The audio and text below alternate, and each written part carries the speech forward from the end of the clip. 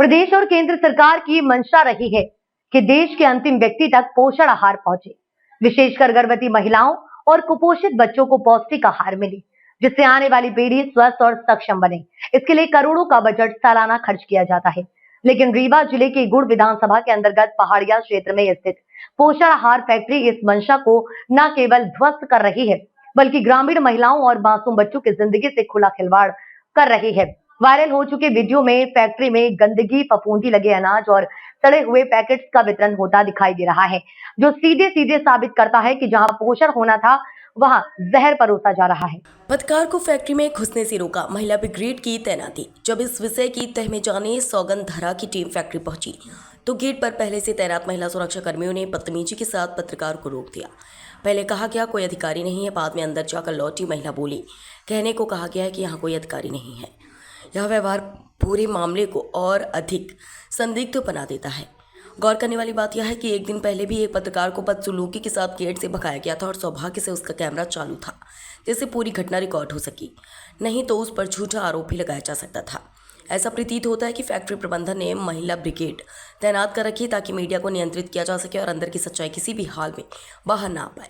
Gate पर ताले, अंदर सड़ता पोषण, सवालों के घेरे में जिला प्रशासन।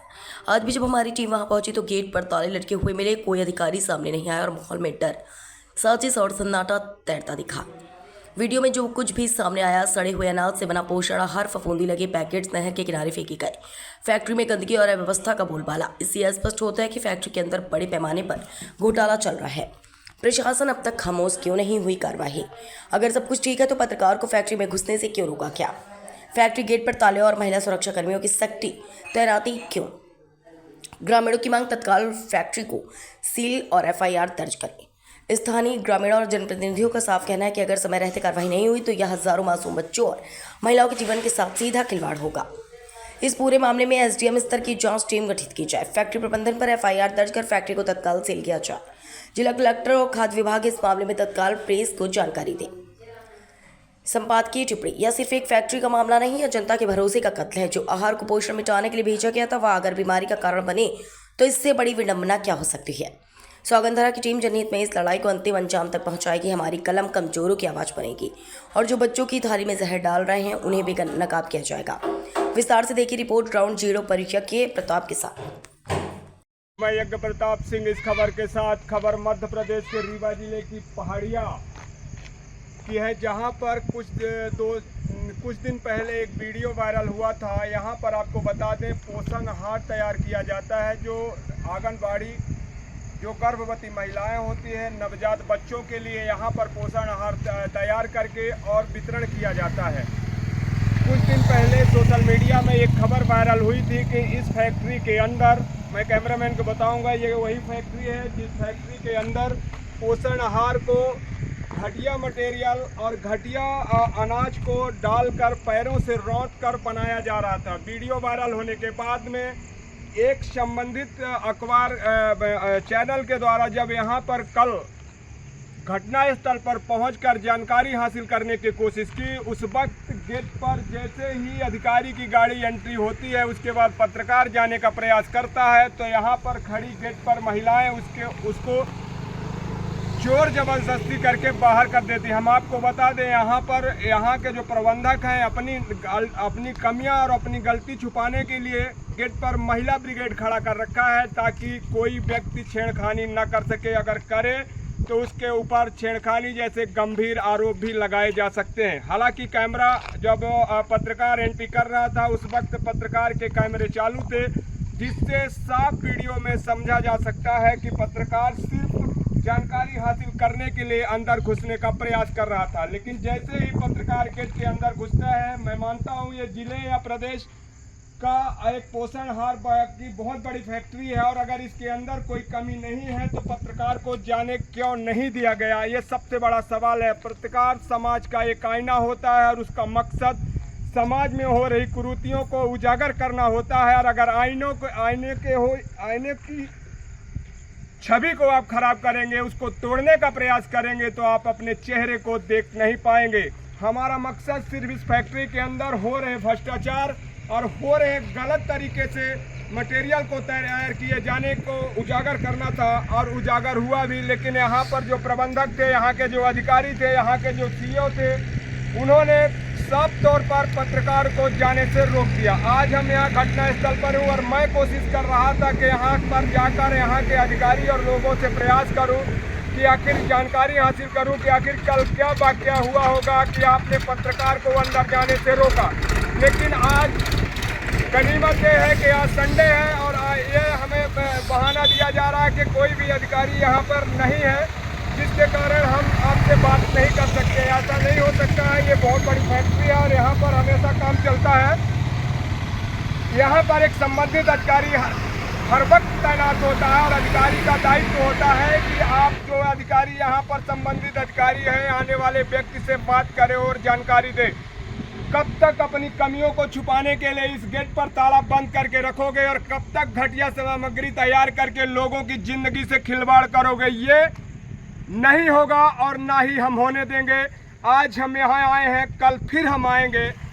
क्या करोगे और कैसे बचोगे, ये हम नहीं होने देंगे। आपके अंदर जो भ्रष्टाचार का जो आईना है वो समाज में तोड़ कर दिखाऊंगा और इसी शपथ के साथ मैं यहाँ आया था।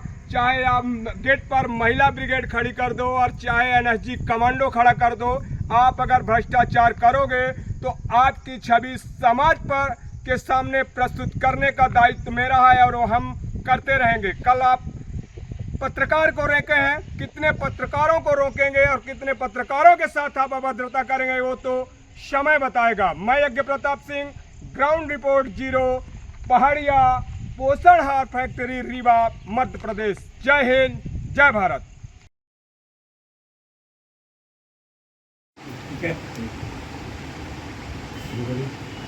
जी बताइए, पोषण आहार के नाम पर जो कुपोषण बेचा जा रहा है तो इसका क्या मामला क्या हुआ?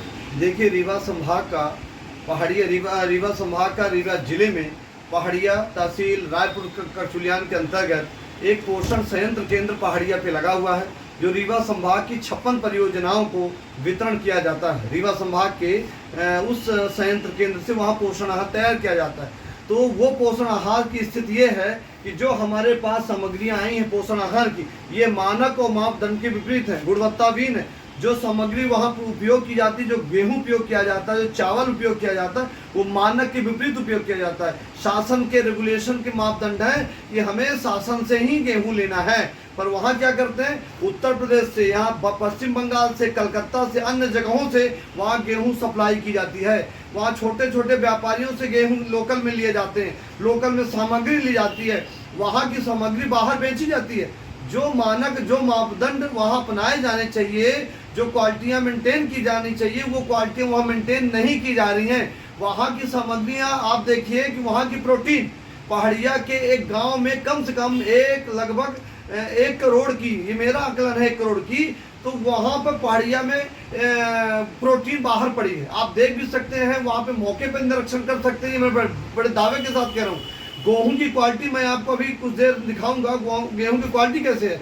तो गेहूं की सबसे 3rd क्वालिटी पोषण आहार में दी जाती है। बच्चों के साथ बच्चे कुपोषित न हो, महिलाएं गर्भवती, पोषण आहार उनको सही समय पे मिलना चाहिए और सही क्वालिटी का मिलना चाहिए, ताकि उनमें जो मानक मापदंड पोषण आहार में है, जो शासन के रेगुलेशन तैयार किए गए, जो बनाए गए हैं, उन पोषण आहारों से खिलवाड़ किया जा रहा है, पोषण आहार तैयार ही नहीं किया जा रहा। इस संबंध में पहाड़िया के जो वहाँ श्रमिक थे, उन्होंने मुझे लिखित तौर से और माननीय आयुक्त महोदय रीवा को पूर्व में भी आवेदन दिया था, उसकी कॉपी मेरे पास भी है। इस संबंध में हमने आयुक्त महोदय रीवा को इस आशय का ज्ञापन पत्र आवेदन दिया है कि रीवा जिले में मानक के विपरीत, गुणवत्ता विहीन, जो कैलोरी होनी चाहिए, जो मानक होने चाहिए, उस मानक के विपरीत पोषण आहार तैयार किए जा रहे हैं। जो वहाँ पे चीज़ें होनी चाहिए, वो गेहूं चावल की मात्रा अधिक उसमें तैयार की जाती है और मानक के विपरीत कार्य किए जाते हैं। क्यों न रीवा जिले में कुपोषित बच्चे पैदा हो, क्यों न गर्भवती महिलाओं के गर्भहरण हो या गर्भ